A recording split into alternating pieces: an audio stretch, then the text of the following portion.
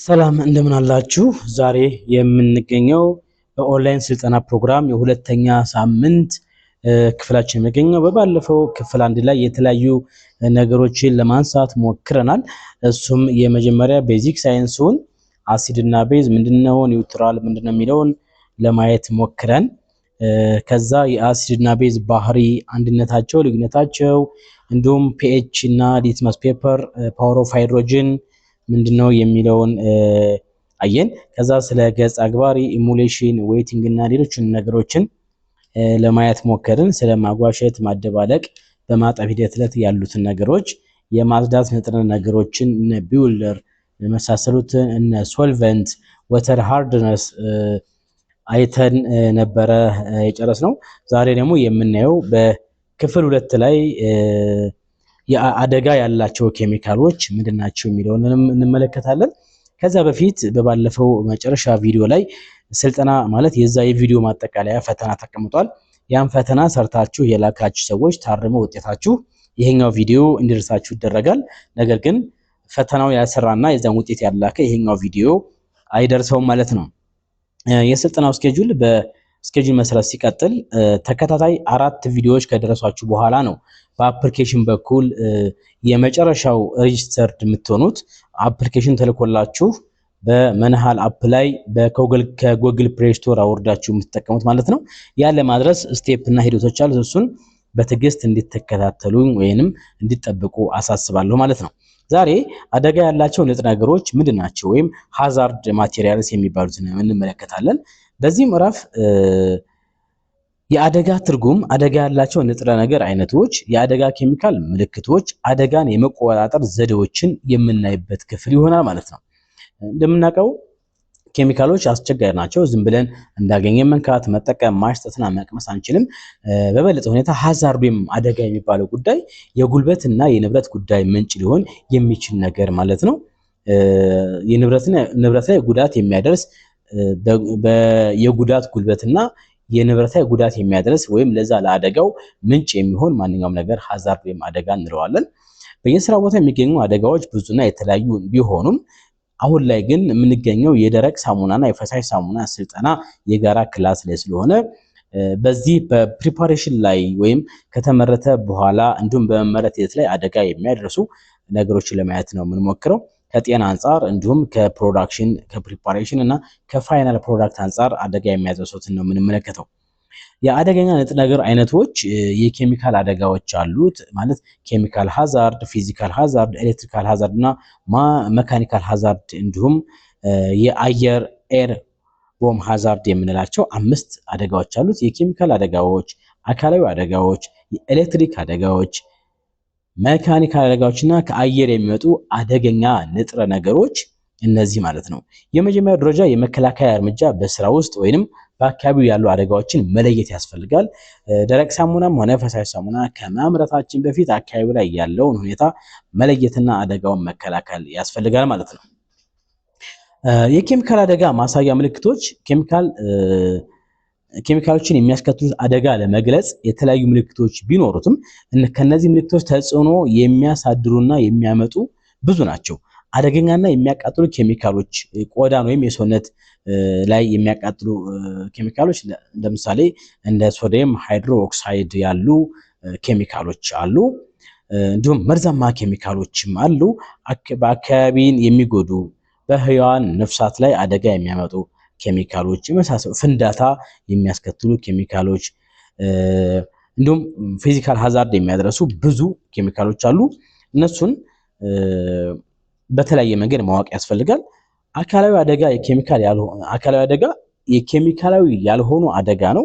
ይህ በቀጣይነት በሰው ላይ ተጽዕኖ ያሳድራል። ዋና ዋና አደጋ ምልክት 3 ናቸው። ሙቀት፣ ጩኸትና እንቅልፍ ማሳጣት ወይም አለመተኛትን የሚያደርሱ ናቸው። አካላዊ አደጋዎች በብዙ ስራ ቦታ ላይ የሚያጋጥሙ አሉ። እነሱን ጉዳት ያመጣሉ፣ በሽታ ያስከትላሉ፣ እንዲሁም ሞትም ሊያስከትሉ ይችላሉ ማለት ነው። ስለዚህ ከነሱ ራስን መጠበቅ ያስፈልጋል። አካላዊ አደጋዎች የሚጨምሩ ደግሞ ኤሌክትሪካል አደጋዎች፣ የተበላሹ ገመዶች፣ የግራውንድ ፒን እጥረት፣ የተሳሳተ ኤሌክትሪክ ግንኙነት ወዘተ ናቸው። ያልተጠበቁ መሳሪያዎች ወይንም እንቅስቃሴ ያላቸው ክፍሎችን ለምሳሌ ማሽን ስክሩ በሚዞርበት ስክሩ መንካት የመሳሰሉትን ቺንጋ በዛ የሚንቀሳቀሱ የማሽን ክፍሎችን መጠንቀቅ ያስፈልጋል። በቀጣይነት የሚሰማ ታላቅ ድምጽ ማሽን ላይ እየሰራ ድምጽ የምንሰማ ከሆነ የመሳሰሉትን ያው ተግባር ላይ በደንብ እየተሰራ ቪዲዮ ስለሚላክላችሁ እሱ ላይ በደንብ የምታገኙት ይሆናል ማለት ነው። ሌላው ኬሚካል ሃዛርድ የሚባሉት ወደ 9 አካባቢ የሚደርሱ አሉ። እነሱንም በደንብ የምናያቸው ይሆናል። አደጋ ለመከላከል የሚወሰዱ ዘዴዎች የግል መከላከያ ፐርሰናል ፕሮቴክሽን የሚባሉትን በስራ ቦታ ላይ ሲሆኑ ሁልጊዜ የደህንነት መነጽር መልበስ፣ ሁልጊዜ ዝግ ጫማ፣ መከላከያ ኮት ማድረግ፣ ኦርጋኒክ ኬሚካሎችን በመከላከያ ጊዜ በኒትሬሽን ጓንት መጠቀም፣ አሲዶችን ለመከላከል ረጅም የአሲድ የሚቋቋሙ የራበር ጓንትና መከላከያ መሸፈኛ ፌስ ማስኮችን መጠቀም የመሳሰሉ ሲሆኑ የስራ ቦታ ሰራተኞች መከላከያ ደግሞ ፕሮቴክሽን ኦፍ ወርክ ፕሌስ ፐርሰናል የሚባሉ አሉ። እነሱ ደግሞ አንዳንድ የአደጋ ጊዜ ዝግጅቶችን ማድረግ፣ የአይን ድንገተኛ መታጠቢያ ውስጥ የውሃ እቅፍ ቧንቧዎችን ማስተካከል፣ ተገቢ የእሳት ማጥፊያ መሳሪያዎች መኖር፣ የአደጋ ጊዜ የስልክ መረጃዎች ኢመርጀንሲ ኮንታክት ኢንፎርሜሽን ሊኖረን ይገባል። ተገቢ የኬሚካል መፍሰስ እንዳይኖሩ እነሱንም በደንብ መጠቀም። በአጠቃላይ ይሄ ሴፍቲ ኤንድ ሃዛርድ የሚባለው ኬሚካሎች ከሚያደርሱ ጉዳት ራስን መጠበቅና መከላከል ናቸው። ብዙ ጊዜ እዚህ ላይ ጊዜ አንወስድም፣ ምክንያቱም አብዛኞቻችን እዚህ ይህን ስልጠና የምንከታተል ሰዎች እሱ ላይ ግንዛቤው አለ ብለን ስለምናስብ ነው። ካልሆነ ደግሞ በመማሪያ ወይንም የተማሪዎች ቴሌግራም ግሩፕ ላይ ያሉትን ፈተናዎች ፒዲኤፎች ማንበብ፣ ፈተናዎችን መስራት፣ አሳይመንቶች ላይ መሳተፍ ያስፈልጋል ማለት ነው። በቀጣይ ይሄ እዚሁ ላይ ያለን ረዘም አድርገን የተሻለ ክላስ የምንወስድበት ምዕራፍ 3 ቁሳቁስ ነው። ይህ ቁሳቁስ ማለት ስራውን ለመስራት የሚያስፈልጉ ቁሳቁሶች ምንድን ናቸው የሚሉት ነው የምናየው። ፈሳሽ ሳሙናም ሆነ ደረቅ ሳሙና ለማምረት የሚያስፈልጉ ቁሳቁሶች ኬሚካሎች ሳይሆን ቁሳቁሶች ማለት ነው። እነዚህ ከሴፍቲ ሃዛርድ ሴፍቲ ከሚባሉት ልብሶች እና ከሌሎች በተጨማሪ ማለት ነው። እነሱ ላይ የሚያስፈልጉን ማሽነሪ፣ ሚዛን፣ ፒኤች እና የመሳሰሉት አሉ። በዋነኝነት ግን አሁን ሶስቱን ብቻ ለማየት እንሞክራለን። የመጀመሪያው ማሽነሪዎች ናቸው። ማሽነሪ ማለት ፈሳሽ ሳሙና ከሆነ የምናመርተው እና ጋር ሰሚ አውቶማቲክ የፈሳሽ ሳሙና ማምረቻ ማሽኖች አሉ። 300 ሊትር፣ 500 ሊትር፣ 1000 እና 2000። እነዚህ እያንዳንዳቸው አንዳንድ ድናሞ ያላቸው ፈሳሽ የልብስ፣ የእቃ፣ የእጅ በረኪና እያለ የምናመርትበት አሊያም ደግሞ 2 በ1፣ 3 በ1፣ 4 በ1 እንደየ ከስተመሩ ወይም ይሄ ቪዲዮ እንደደረሰው ከስተመሩ አይነት የተለያዩ ካፓሲቲ ያላቸው እስከ መቅጃ ድረስ የተገጠመላቸው ማሽነሪዎች አሉ። እነሱ መጠቀም ማለት ነው። እነሱን ስንጠቀም ያው በስነ ስርዓት ኤሌክትሪክ ስላላቸው ሞተር ስላላቸው በጥንቃቄ መጠቀም ያስፈልጋል ማለት ነው። በመቀጠል የደረቅ ሳሙና ማሽነሪዎች ሰሚ አውቶማቲክ፣ ፉል አውቶማቲክ እና ጀስት ማኑዋልም አሉ። እነሱንም የማሽነሪ የምትገዙ ከሆነ ወይም በማሽን የምትጠቀሙ ከሆነ የማሽን ማኑዋል ስለሚኖረው ሃው ቱ ኦፕሬት የሚለውን ክፍል ስለምታዩ በዛ መሰረት መጠቀም መቻል ነው ማሽነሪ በተመለከተ።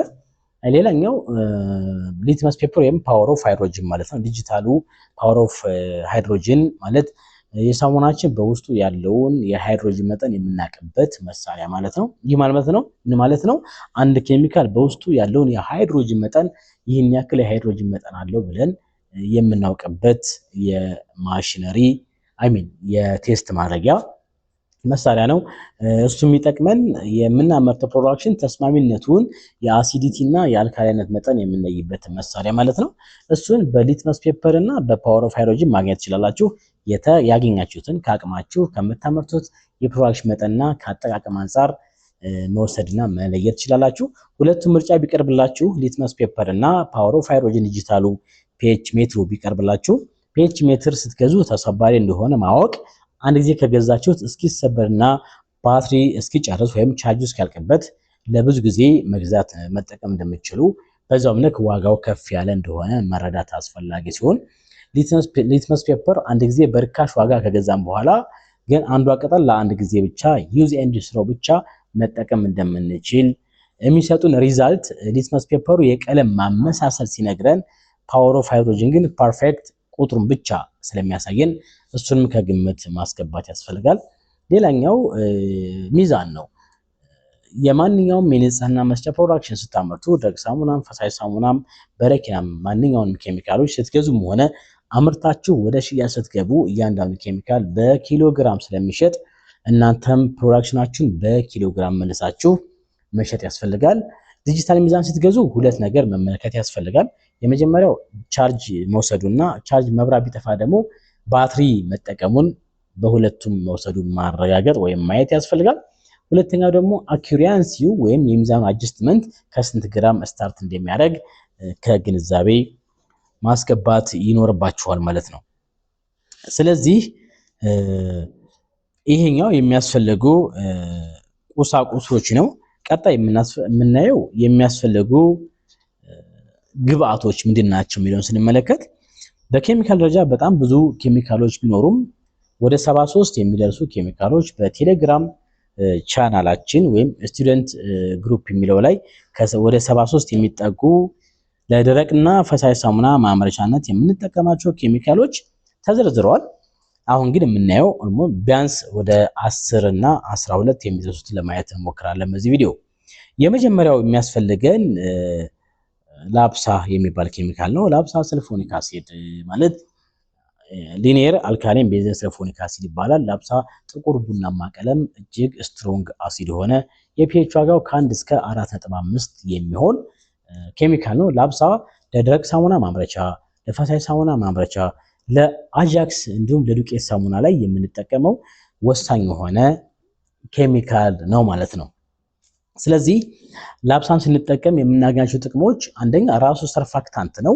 ሰርፋክታንት ማለት በውሃ ወይም በሌላ አሟሚ ሟምቶ ቆሻሻ ሊያስለቅቅ ወይም ሊያጸዳ የሚችል ንጥረ ነገር ማለት ነው። ስለዚህ ላፕሳ ከምንጠቀማቸው ግብአቶች የጀርባ አጥንት ብለን የምንወስደው ግብአት ነው ማለት ነው።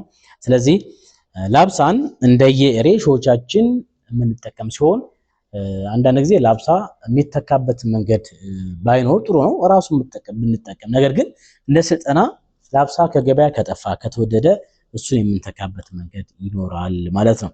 ላፕሳን ስንጠቀም ወይም ስንገዛ ማየት ያለብን አንደኛ የኬሚካሉ ፐርሰንቴጅ 96 እስከ 98% የሆነ ላፕሳ መግዛት ያስፈልጋል። ፒኤች ዋጋው ደግሞ ከ1 እስከ 4.5 ስትሮንግ አሲድ የሆነ ላፕሳ መግዛት ያስፈልጋል ማለት ነው። ሁለተኛ ካውስቲክ ሶዳ ነው። ካውስቲክ ሶዳ ሶዲየም ሃይድሮክሳይድ የሚባለው በደረቅ ሳሙና ፕሮሰስ ላይ ሳፖኒፊኬሽን ሂደት ላይ ዘይትን ወደ ሳሙናነት የሚቀይርልን ዋና ንጥረ ነገራችን ሲሆን ፈሳሽ ሳሙና ላይ ደግሞ ፒኤች አጀስት ለማድረግ የምንጠቀመው ኬሚካል ነው ማለት ነው። ስለዚህ ካውስቲክ ሶዳን ስንጠቀም እንደ ንጽህና መስጫ ፒኤች ለማስተካከል፣ ንጽህና ለማንጻትና የመነጨከ ነገርን ለማስለቀቅ እንዲሁም የደረቅ ሳሙና ዘይትን ወደ ሳሙናነት ለመቀየር የሚያገለግለን ስትሮንግ ቤዝ የሆነ ኬሚካል ነው ማለት ነው። 99% ይኖረዋል። የፒኤች ዋጋው 14 ወይም ስትሮንግ የሆነ ቤዝ ነው ማለት ነው። ሌላው የምናየው ሶዳ አሽ ወይም ሶዲየም ካርቦኔት የሚባለው ዱቄት ነጭ ዱቄት ላይት አለው። እሱ ብዙ ጊዜ ለየትኛውም ፕሮዳክሽን መጠቀም የምንችል ሲሆን በረኪና ብናመርት፣ ፈሳሽ ሳሙና፣ ደረቅ ሳሙና፣ አጃክስ እንደውም ፓውደር ሶፕ ብናመርት የምንጨምረው አልፎ ኮስሞቲክስ ላይ ሁሉ የሚገባ የሆነ ኬሚካል ነው።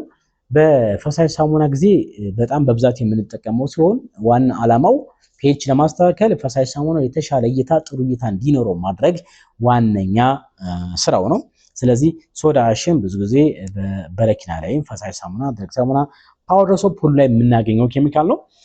በረኪናን ስናስብ ካውስቲክ ሶዳ በሶዳሽ ቦታ ሊተካ ይችላል። ሶዳሽ በካውስቲክ ሶዳ ቦታ ሊተካ ይችላል። ሁለቱንም አንድ ላይ ልንጠቀም እንችላለን። ደረቅ ሳሙና ላይ ስንገባ በማኑዋል የምናመርት ከሆነ በሶዳሽ አይተካም። ካውስቲክ ሶዳ ዘይቱን ወደ ሳሙና ስለሚቀይር ግዴታ ማንዳቶሪ የሆነ ኬሚካል ሆኖ ያገለግለናል። ነገር ግን በማሽን ስናመርት ሊገባም ላይገባም ይችላል። ይሄ ሬሾአችን ወይም ፎርሙላችን አካባቢው ላይ የምንሸጡ የሳሙና ጥራትና ሰብ ፓራሜትሩ እሱ እንድንወስን የሚያደርገን ይሆናል።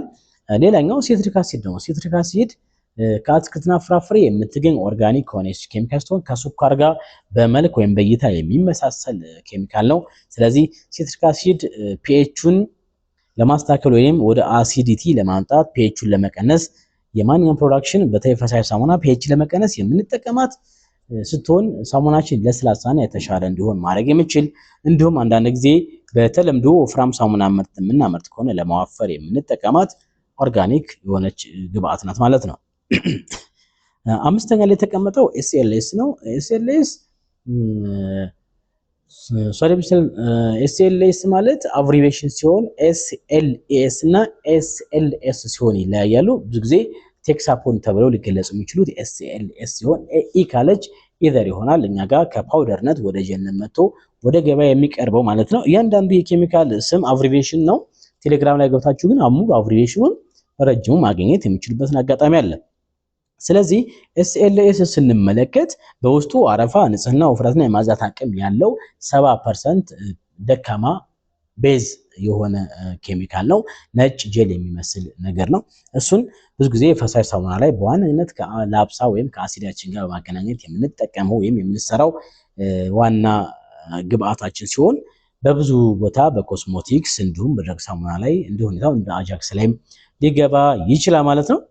ስለዚህ በፈሳሽ ሳሙና ሂደት ላይ ኤስኤልኤስ እና ላፕሳ አብረው በተቃራኒ በኩል አሲድ ፕላስ ቤዝ ሆነው የሚገቡ ግብአቶች ናቸው ማለት ነው። በስድስተኛ ደረጃ የምናገኘው ጨው ሲሆን የምግብ ጨው ሳልት ማለት ነው። እሱ በደረቅ ሳሙናና ፈሳሽ ሳሙና እንዲሁም በረኪና ሊገባ ይችላል። በዋነኝነት ምርታችንን ፈሳሽ ሳሙና ከሆነ ለማወፈር እንጠቀመዋለን። ሁለተኛው ደግሞ ማዝለግለግ እንዲኖረው ቪስኮንሲቲ እንዲናገኝ የሚረዳን ግብአት ነው። እንዲሁም ደግሞ በተለምዶ የማቆየት ወይም እንደ ፕሪዘርቫቲቭ ልንጠቀመው እንችላለን። በጨው ያመረተውን ሳሙና ያለምንም ፕሪዘርቫቲቭ ለተወሰነ ጊዜ እንዲቆይልን ለማድረግ እንጠቀማለን ማለት ነው። ሌላው ሲዲኤ ነው። ሲዲኤ ብዙ ጊዜ የእጅ ሳሙናና የገላ ሳሙና ላይ የምንጠቀመው ግብአት ስለሆነ ሲሆን እሱ ለማወፈርና አረፋ ለመስጠት እንዲሁም የተሻለ ለስላሴ እንዲኖር የሚያደርግልን ጀስት እንደ ግሊሰሪን አይነት ግብአቱ ነው የሚያገለግለን ነው። ኢዲቲኤ እናገኛለን። ሌላው ኢዲቲኤ ኤስቲቲፒ እና ፎርማሊን በተመሳሳይ እንደ ፕሪዘርቫቲቭ ማለት የሳሙና ባክቴሪያ ሻጋታ እንዳይሆን አየር ንብረቱን ለመቆጣጠርና በአጭሩ ፕሮዳክሽናችን ሳይበላሽ ለረጅም ጊዜ እንዲቆይ ከሚያደርጉ ኬሚካሎች እንዲሁም ሃርድ ወተር የሆነበት አካባቢ ላይ ሶፍት ወተር ለማድረግ የምንጠቀመው ግብአት ኢዲቲኤ ኤስቲቲፒ እና ፎርማሊን ናቸው ማለት ነው።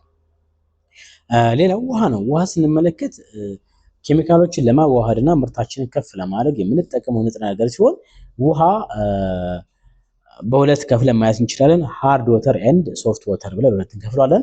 ሃርድ ወተር ማለት በቀጥታ የንጽህና መጫ ስናመርት ዳይሬክት የማንጠቀመው ወይንም መታከም የሚኖርበት ውሃ ሲሆን ሶርሱም ደግሞ ሃርድ ወተር የታሸገ ሃይላንድ ውሃ የታሸገ ውሃና ማለት ሚኔራሎች ያሉበት የኬሚካል ስብስቦች ያሉበት ውሃና ከከርሰ ምድር የሚገኝ ውሃ ማለት ነው።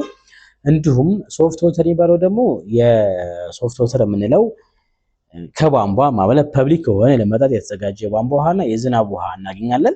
ነገር ግን የቧንቧ ውሃ ቢሆንም በቧንቧ ስለመጣና ንጽህናውን ያልጠበቀ አፈር ዝቃጭ ካለበት መስመሩ ብቻ ቧንቧ ስለሆነ ሶፍት ወተር ማለትና መጠቀም አንችልም። ነገር ግን ፐብሊክ ከሆነ የሰዎች ለመጠጥ የተፈቀደ አይነት ውሃ ሲሆን የዝናብ ውሃም ከላይ ሲወርድ ንጹህ ቢሆንም በአንዳንድ ኢንዱስትሪ ጭሶች ሊበከልና በአሸንዳ ምክንያት ዝገት ይዞ ሊወርድና ሊበላሽ ስለሚችል እሱንም አለመጠቀም ወይንም በጥንቃቄ ማየት ያስፈልጋል። ሌላው ደግሞ የምናያቸው ዶሎማይት እና ሶፕ ኑዱልስ ነው። ዶሎማይት ማለት እንደ ፊለር የምንጠቀመው በደረቅ ሳሙናና አጃክስ ላይ ብዙ ጊዜ ጥቅም ላይ የሚውል የሆነ ግብአት እንደ ፊለር የምንጠቀመው ነው። ዶሎማይት ማለት የተፈጨ ኖራ ድንጋይ ሲሆን ኑዱልስ ደግሞ ሶፕ ቤዝ ነው። ሶፕ ቤዝ ማለት በደረቅ ሳሙና በማሽነሪ የምናመርትበት ወቅት የምንጠቀመው ሶፕ ቤዝ ነው።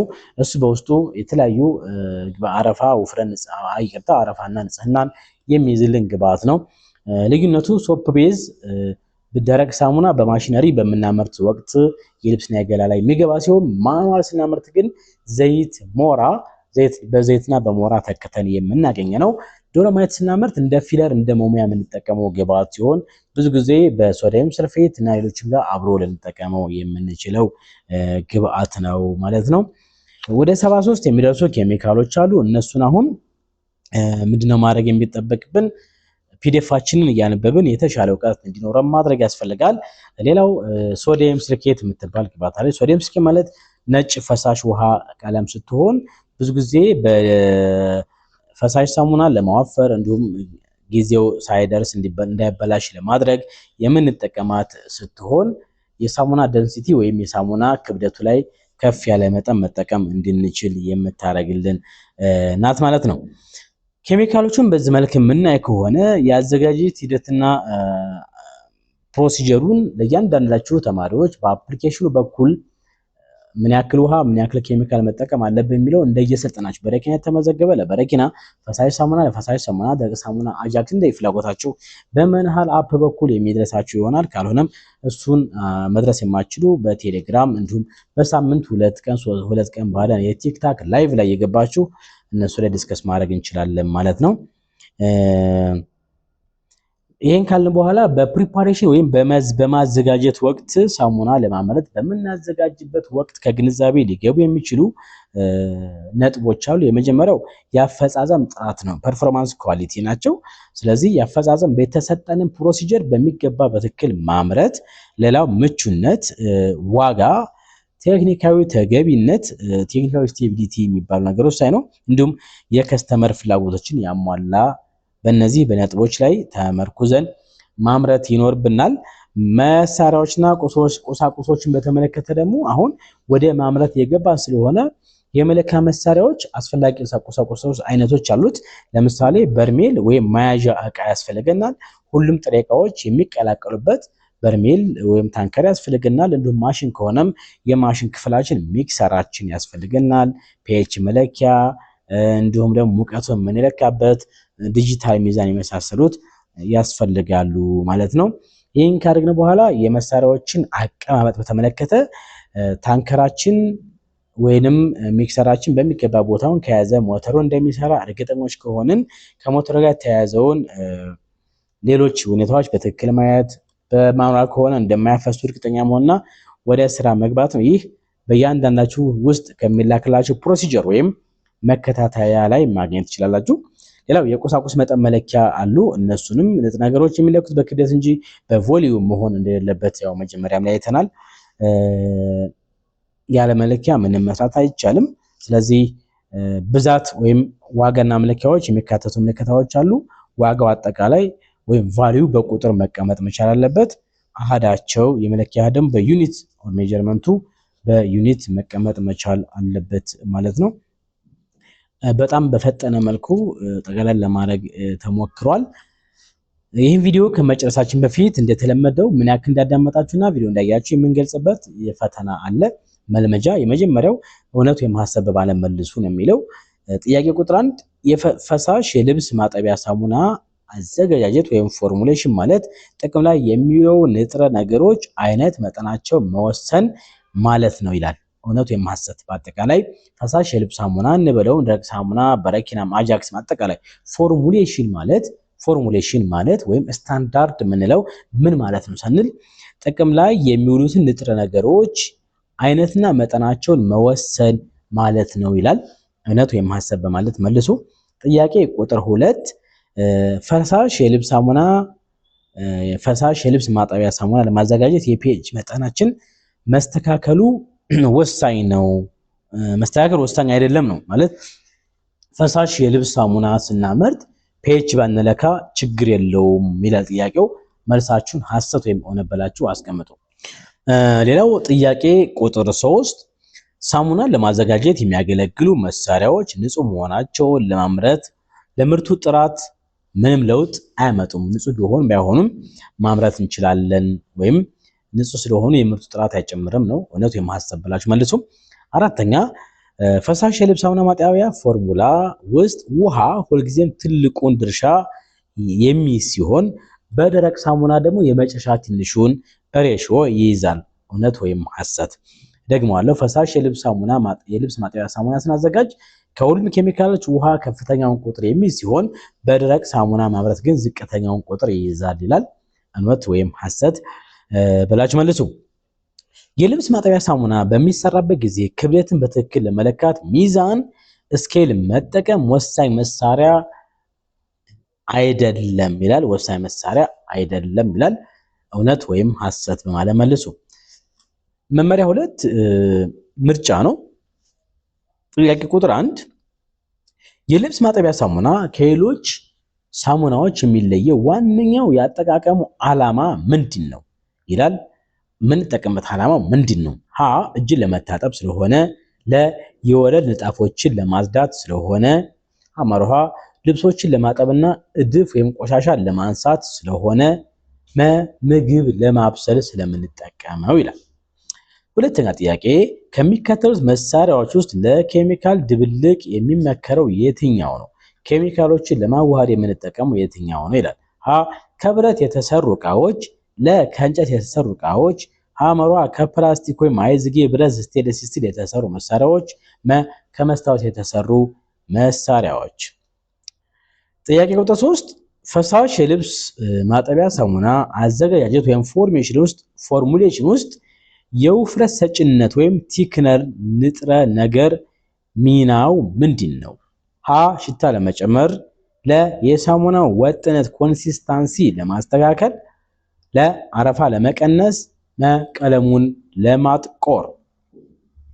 አራተኛ ደረቅ የልብስ ማጠቢያ ሳሙና አመራረት ላይ የንጥረ ነገሮች መጠን በትክክል መመዘን ለምን አስፈለገ?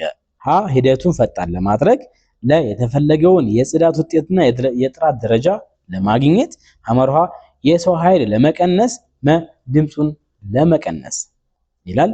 መልሱ ምርጫውን አስቀምጡ። አምስተኛ ደረቅ የልብስ ማጠቢያ ሳሙና ለማዘጋጀት በዋናነት የሚያስፈልጉ ቁሳቁሶች ምንድን ናቸው? ሀ ምጣድና ማንኪያ፣ ለ መመዘኛ ሚዛን ማደባለቂያ ሚክሰር ኮንቴነር እና መለኪያ ኩባያዎች እንዲሁም ሞልድ፣ ሐመርሃ ወንፊትና ማሰሮ፣ መ ብርድ ልብስና ትራስ የሚል ሲሆን ትዕዛዝ የመጨረሻ ነው። አሁን የሚከተሉ ጥያቄዎች ትክክለኛው መልስ ስጡ ይላል። ፈሳሽ የልብስ ማጠቢያ ሳሙና አዘገጃጀት ወይም ፎርሙሌሽን ተግባራዊ ማድረግ ምን ማለት ነው ይላል። ሁለተኛ ደረቅ የልብስና ደረቅ የገላ ሳሙና ፎርሙሌሽን ስናዘጋጅ መቅረት የማይገባው አንድና ወሳኝ ኬሚካል ምንድነው? ጻፉ ይላል። ሌላው ሶስተኛ ሳሙና በሚዘጋጅበት ጊዜ ንጥረ ነገሮችን በምን ቅደም ተከተል መቀላቀል እንዳለብን ማወቅ ለምን ወሳኝ ሆነ የሚል ሲሆን የመጨረሻው ጥያቄ የፈሳሽ ሳሙና ለመስራት የሚያገለግሉ ቢያንስ 2 አስፈላጊ መሳሪያዎች ወይም ከዕቃ መያዣ ውጭ ያሉ እያንዳንዳቸው ያላቸው ሚና በመጨመር ግለጹ ይላል።